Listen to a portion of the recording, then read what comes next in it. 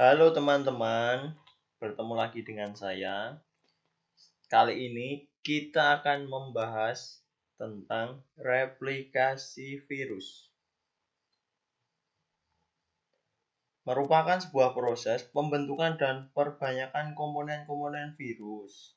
Replikasi ini hanya bisa dilakukan oleh virus di dalam sel. Nah, fakta menariknya, virus tidak mempunyai struktur metabolisme untuk membentuk tubuhnya sendiri. Jadi, ia memerlukan sel inang untuk membuat komponen tubuh virus.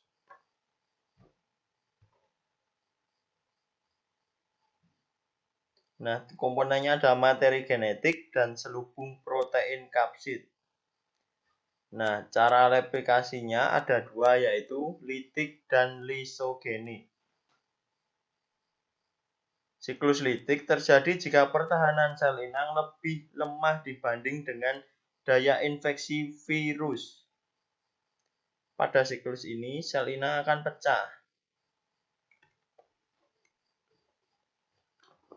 Tahapan dari siklus litik terdiri dari 5 tahap, yaitu ada absorpsi, penempelan, ada penetrasi atau penyuntikan, ada sintesis dan replikasi atau penggandaan. Selanjutnya ada pematangan atau assembling, dan yang terakhir lisis atau pemecahan sel inang. Nah, pertama-tama yaitu absorpsi. Nah, ini ada gambar virus, kemudian ini ada gambar sel inang, kemudian virus akan menempel pada sel inang. Nah, ini virion pada reseptor spesifik sel inang dengan menggunakan bagian ekor. Bisa dilihat pada gambar di atas. Selanjutnya ada tahap injeksi atau penyuntikan.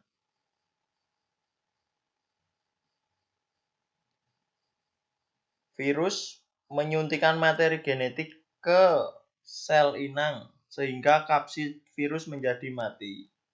Kemudian ada yang ketiga, ada replikasi. Bisa dilihat dari gambar bahwa replikasi akan dilakukan DNA virus melakukan hidrolisis dan mengendalikan DNA sel inang. Selanjutnya ada tahap ini. Tahap tadi diawali dengan pembentukan protein atau enzim yang akan menghancurkan DNA sel inang. Enzim ini digunakan untuk menggandakan DNA virus. DNA yang sudah digandakan selanjutnya dibentuk protein-protein penyusun kapsid, ekor, serta enzim lisosim. Selanjutnya ada tahap perakitan. Bisa dilihat dari gambar. Gambar ini berbeda dengan gambar sebelumnya. Bisa diperhatikan.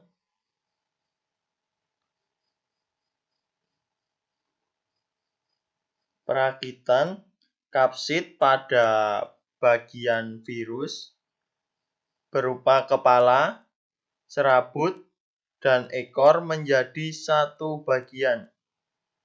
Asam nukleat dan protein hasil sintesis dan replikasi dirakit menjadi partikel virus. Tahap terakhir yaitu lisis. Bisa dilihat dari gambar. Tahap ini virus lengkap akan keluar dari sel inang. dengan menggunakan enzim lisosim untuk menghancurkan dinding sel inang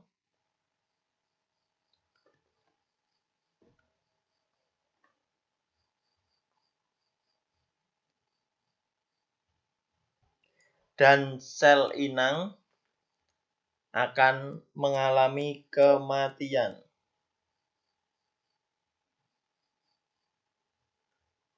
Selanjutnya yaitu siklus lisogenik.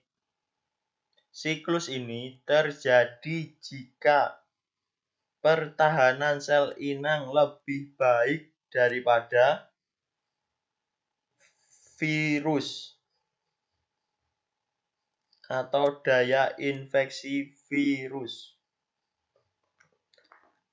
Sel inang pada tahap akhir tidak akan hancur atau pecah setelah mengalami siklus lisogenik. Berikut tahapan siklus lisogenik ada absorpsi dan penetrasi sama seperti siklus litik. Yang ketiga ada penggabungan. Yang keempat ada pembelahan dan yang terakhir ada sintesis.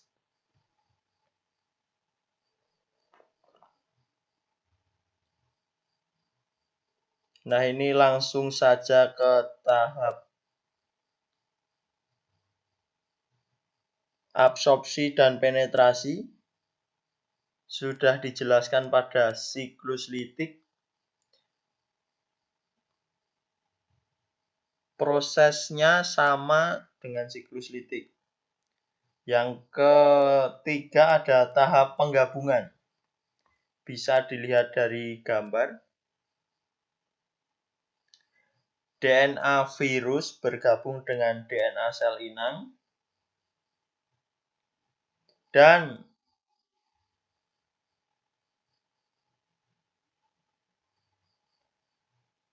dalam bentuk profag. Jadi ini nanti disebut sebagai profag.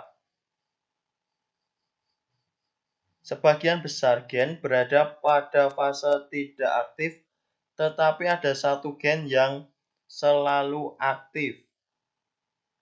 Selanjutnya ada tahap pembelahan. Nah, ini bisa dilihat dari gambar. Yang awalnya DNA sel inang atau yang sudah mengandung profag dari satu kemudian membelah menjadi dua. Dan keduanya mengandung DNA sel virus. Masing-masing sel inang akan mengandung profag.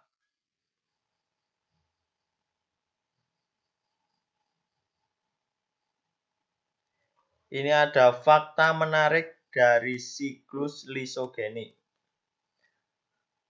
Profag dapat diinduksikan menjadi aktif sehingga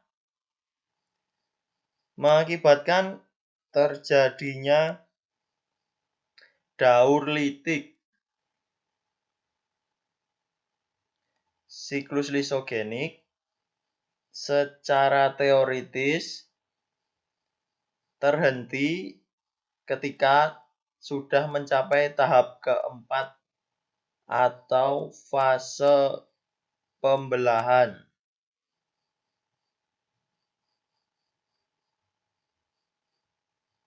Nah, ini tahap terakhir jika profag dapat keluar dari DNA sel inang. Profag akan aktif dan keluar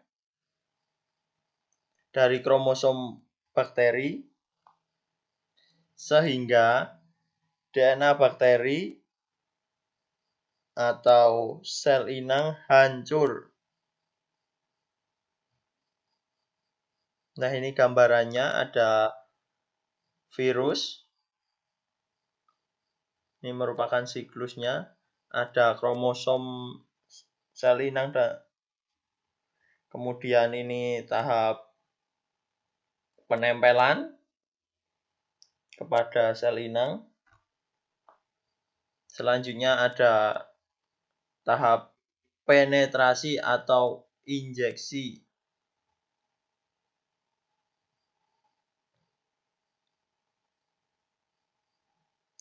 Ini ada tahap selanjutnya. Kemudian tahap perakitan menjadi virus lengkap. Dan virus lengkap keluar dari DNA sel inang, kemudian melakukan siklus litik kembali. Ini ada gambaran dari siklus lisogenik. Ini tahap pembelahan, kemudian profag keluar dari sel inang, kemudian profag yang sudah keluar kembali ke tahap penempelan pada sel inang. Nah, ini ada terlihat dari tahap siklus litik dan lisogenik. Sekian dari saya, terima kasih.